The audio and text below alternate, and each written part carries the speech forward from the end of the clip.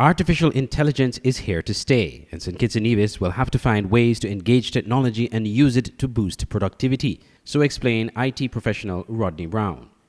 In an interview with SKN Newsline, while admitting to not being an expert on AI, Mr. Browne noted that there is no point for persons here to be afraid to use AI or try to avoid it, but rather find ways to use it to our advantage. When it comes to technology, I don't think we should ever adopt an immediate resistance, being primarily because just by the nature of technology, especially web-based technology, it's very hard to contain.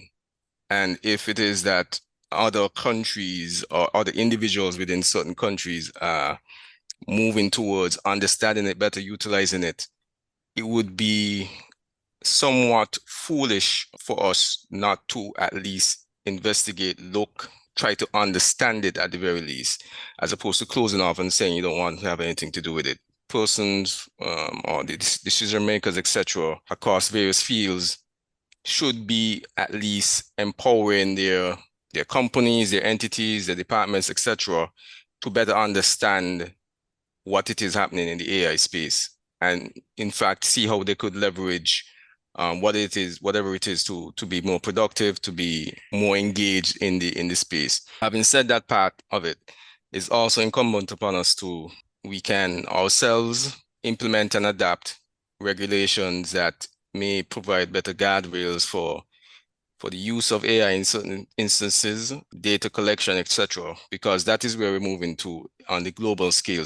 He pointed out that St. Kitts and Nevis and the Caribbean may be at a disadvantage compared to other first world countries in the use of AI, but said the government would need to look at ways to achieve the maximum benefit of AI for the country. I think the government should start looking at recruiting and understanding the human resource that we have currently in country or in the diaspora that is related to AI, how they could tap into that ASAP, formulate a plan to see how well we could, because essentially whomever develops viable products the quickest or the soonest have a major competitive advantage. And my concern from a tech individual in the Caribbean, in St. Kitts, is that we forever be at a disadvantage where we're just kind of subscribing to packages from the outside, as opposed to having a better input in the development of our own products or similar products.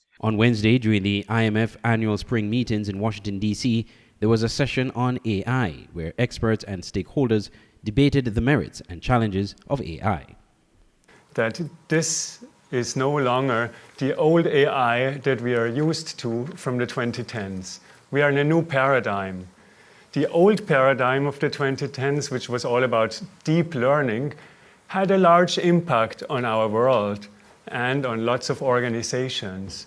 But there still always was a category difference between human and artificial intelligence. Now we have this new paradigm, this paradigm of foundation models, which are the models underlying generative AI, and of course that builds on the deep learning paradigm. But as all of us who have experimented with tools like ChatGPT have experienced, it feels qualitatively different. It feels eerily human-like. It is based on models that have 10 to the power of 12 and growing parameters, and the sheer complexity of this latest generation of AI systems is in fact pretty close to the complexity of our human brains. AI is an intelligence demonstrated by machines as opposed to intelligence of humans and other animals. These include tasks such as speech recognition, computer vision, translation between natural languages, as well as other mapping of inputs.